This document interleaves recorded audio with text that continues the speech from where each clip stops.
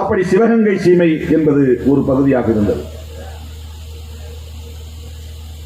அப்போது இந்த சீமையை ஆண்ட மன்னரின் படையில், சொல்ல போனால் அரண்மனையில் சேவகர்களாக போய் இணைந்தவர்கள்தான் நம்முடைய திருமுருகன் அவர்கள் சொன்னதை போல மன்னரின் குடும்பத்தை சார்ந்த வாரிசுகள் அல்ல.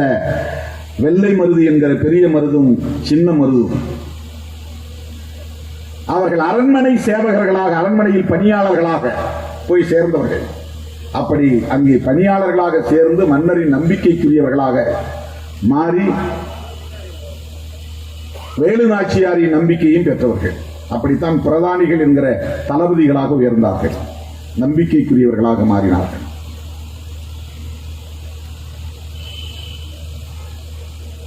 பெரிய முத்து வடுகநாத பெரிய உடையா தேவர், அவருடைய பெயர் வேலு நாச்சியாருடைய கணவர் பெயர் முத்து வடுகநாத பெரிய உடையா தேவர். தேவர் என்பது சாதி அல்ல, பட்டம். அம்பலம் என்பது சாதி அல்ல, பட்டம். சேர்வை என்பது சாதி அல்ல, பட்டம். கவுண்டர் என்பது சாதி அல்ல, பட்டம். இதெல்லாம் அடைமொழியாக தருவது, அந்த காலத்தில் பட்டமாக தருவது.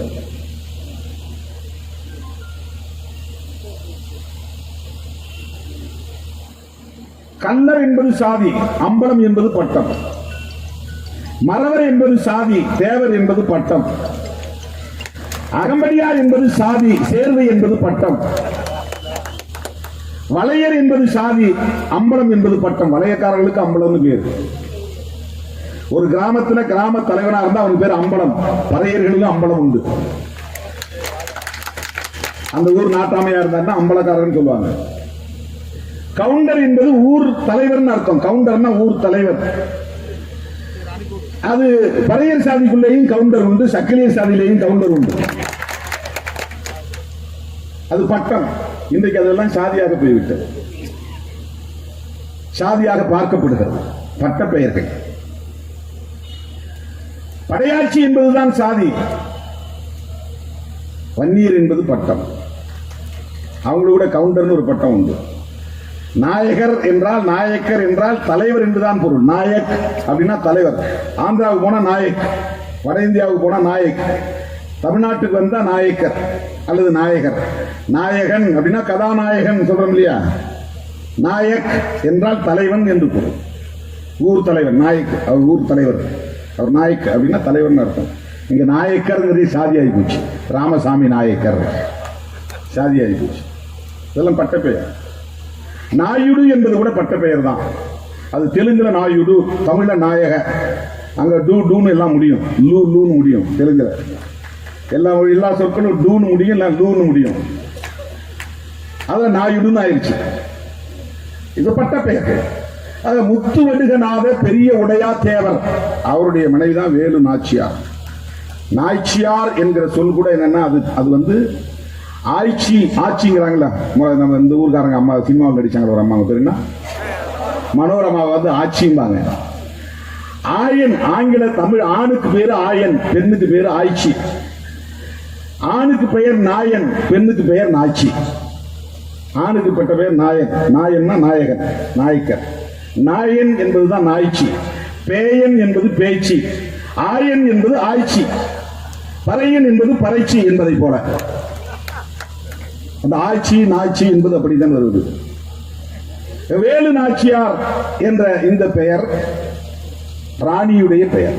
அவருடைய கணவர் பெயர் தான் முத்து வடுகநாத பெரிய உடையா தேவர். அவருடைய நம்பிக்கைக்குரிய தளபதிகளாக இருந்தார்கள். அவர் காளையார் கோவில் யுத்தத்திலே இந்த கிழக்கு இந்திய கம்பெனி படையினரால் அந்த யுத்தத்தில் கொல்லப்பட்டு விட்டார். அவர் இறந்த பிறகு வேலு நாச்சியார் ஆட்சி நிர்வாகத்து தலைமைக்கு வருகிறார். அவருடைய தளபதிகளாக, நம்பிக்கைக்குரிய தளபதிகளாக இருந்த அந்த சீமையை ஆட்சி புரிந்தவர்கள்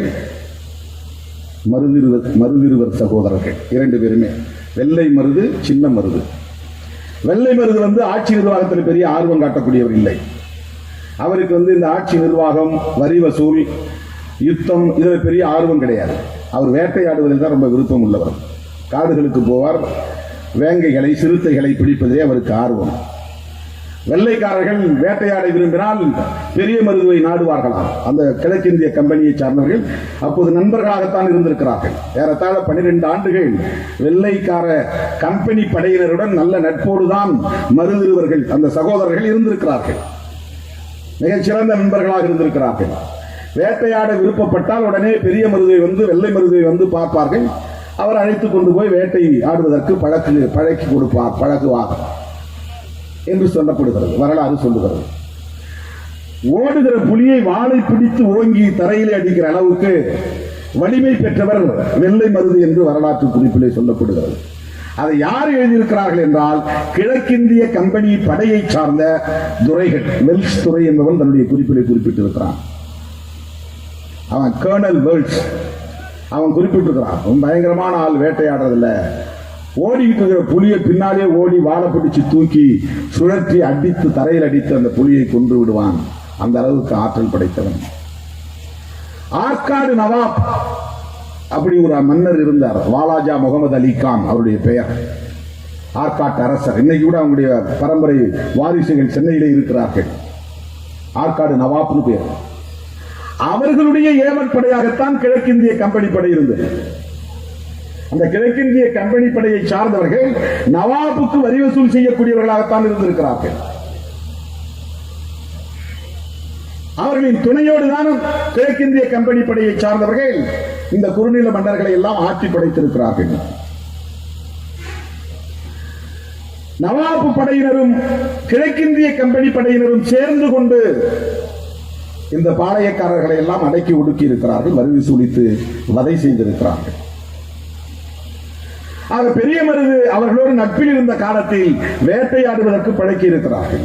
சின்ன மருதுதான் எப்போதும் போரில் ஆர்வம் கொண்டவர், ஆட்சி நிர்வாகத்தில் ஈடுபாடு கொண்டவர், எப்படி யுத்தம் நடத்துவது என்ற நுட்பம் அறிந்தவர், அந்த ராஜ தந்திரங்களை அறிந்தவர். மிக எளிதாக அவரை நெருங்க முடியாது என்று வெள்ளை படையை சார்ந்தவர்கள், இந்த பரங்கி படையை சார்ந்தவர்கள், பரங்கியர் என்று சொல்லுவார்கள் வெள்ளையர்களை, அந்த ஆங்கிலேயர்களை, இந்த பிரிட்டிஷாரை, இந்த கிழக்கிந்திய கம்பெனி படையை சார்ந்தவர்களை பரங்கியர் என்று சொல்லுவார்கள். அவர்கள் அவ்வளவு எளிதாக சின்ன மருதை நெருங்குவதற்கு தயங்குவார்கள், அச்சப்படுவார்கள் என்றும் வரலாற்று குறிப்புகள் கூறுகின்றன. இவர்கள் ஆரம்ப காலத்தில் மிக நெருக்கமாக அந்த கம்பெனி படையினரோடு பழகி இருந்திருக்கிறார்கள். ஒரு கட்டத்திலே கட்டபொம்மனுடைய சந்திப்புக்கு பிறகுதான் மருதிருவர் இருவரும் கிழக்கிந்திய கம்பெனிக்கு எதிராக திரும்புகிறார்கள். பாஞ்சாலங்குறிச்சி பாளையக்காரர் தான் கட்டபொம்மன். அவர் ஒரு நாள் சிவகங்கை சீமைக்கு வந்து பாழநேரி என்கிற, இப்ப இருக்கிற பாகநேரியா என்னவென்று தெரியவில்லை, அது பாழநேரி, பாழநேரி என்று வரலாற்று குறிப்பிலே சொல்லப்படுகிறது. அந்த இடத்திலே சந்தித்திருக்கிறார் சின்ன மருது. அப்போது அவர் பேசியதை கேட்ட பிறகு உறைந்து போனாராம் சின்ன மருது. ஜாக்ஸ்டன் அவன் தான் அப்போது கலெக்டர், வெள்ளைக்காரன், பரங்கியன். ஒரு ஓலை அனுப்பி இருக்கிறான், உன்னோடு பேச வேண்டும் வா என்று. குற்றாலத்துக்கு வரும்படி ஓலை அனுப்பி இருக்கிறார். இவர் அவனை பார்ப்பதற்காக குற்றாலத்திற்கு போயிருக்கிறார். மணிக்கணக்கிலே காத்து கிடந்திருக்கிறார், பார்க்க முடியவில்லை. பிறகு அந்த ஊர் போய்விட்டார், இந்த ஊர் போய்விட்டார் என்று 10 ஊருக்கு பின்னாலே போய் அலைந்திருக்கிறார். இப்படி பல நாட்கள் அலைந்து விட்டு பார்க்க முடியாமல் கடைசியாக ராமநாதபுரம் வர சொல்லி, அங்கே இருந்த ராமலிங்க விலாசம் அரண்மனை, சேதுபதி மன்னருடைய அரண்மனை, அந்த அரண்மனைக்கு வர சொல்லி 3 மணி நேரம் நிற்க வைத்தே பேசியிருக்கிறான். நிற்க வைத்தே பேசியிருக்கிறான். ஆனா திரைப்படத்தில் வந்து அவன் உட்கார சொல்ல மாட்டான், இவர் போய் நாற்காலி இழுத்து போட்டு உட்கார்ந்துக்குவார். சிவாஜி தான் நினைக்கிறேன். ஆனா 3 மணி நேரம் நிக்க வச்சே பேசியிருக்கிறான். இப்படி தன்னை அவமதித்ததையும் அலைக்கழித்ததையும் வரி வசூல் கொடுமை செய்வதையும் அவருடைய படையை சார்ந்தவர்களை எல்லாம் தூக்கிலிடுவதையும் பல பேரை கசையடி கொடுத்து தண்டிப்பதையும் எல்லாவற்றையும் சொல்லி கட்டபொம்மன் வேதனைப்பட்டிருக்கிறான். சின்ன மருதுக்கு அப்போதுதான் உரைத்திருக்கிறது. ஓ, இவர்கள் இவ்வளவு கொடுமை வாய்ந்தவர்களா, இவ்வளவு மோசமானவர்களா என்று. அதன் பிறகுதான் கிழக்கிந்திய கம்பெனி படையினரோடு ஒரு இடைவெளியை ஏற்படுத்தி கொண்டு அவர்களை எதிர்த்து போராட வேண்டும் என்கிற முடிவுக்கு வந்ததாக கட்டபொம்மு சின்னமருது சந்திப்புக்கு பிறகு நிகழ்ந்ததாக வரலாற்று குறிப்பில் நாம் அறிய வருகிறோம். அந்த நேரத்தில் எப்போதுமே ஒரு படை சுயம்புவாக தோன்றி வலிமை பெற்று ஒரு பெரிய வெற்றியை சாதித்து விட முடியாது. உலகம் முழுவதும் இருக்கிற வரலாறு ஏதேனும் ஒரு அரசு அல்லது பலம் வாய்ந்த இன்னொரு படை ஆதரவு தெரிவித்தால் தான் அவர்கள் வலிமை பெற முடியும். ஒரு பெரிய கட்சியோடு ஒரு சின்ன கட்சி இணைகிற போதுதான் அந்த சின்ன கட்சியும் வலிமை பெறும். அதிகாரத்தில் உள்ளவர்களோடு நாம் இணைகிற போதுதான் அதிகார வலிமையை பெற முடியும். யாராவது துணை இருக்க வேண்டும், வழிகாட்ட வேண்டும், ஊக்கமளிக்க வேண்டும். அப்படி அந்த முத்துவடுகநாத பெரிய உடையா தேவர் கொல்லப்பட்ட பிறகு ஆட்சியை இழந்த நிலையில் அவர்கள் மைசூர் சமஸ்தானமாக இருந்த ஒரு பகுதி திண்டுக்கல், ஹைதர் அலி திப்பு சுல்தான் கட்டுப்பாட்டில் இருந்த பகுதி, அங்கேதான் வந்தவர்கள் அடைக்கலம் எடுத்து தங்குகிறார்கள். ஒரு கட்டத்தில் சிவகங்கை சீமையை மீட்பதற்காக 5000 வீரர்களோடு மருதிருவர் சகோதரர்களை ஹைதர் அலி தான் சிவகங்கை சீமைக்கு அனுப்பி வைக்கிறார். ஆயுதங்களோடு, தேவையான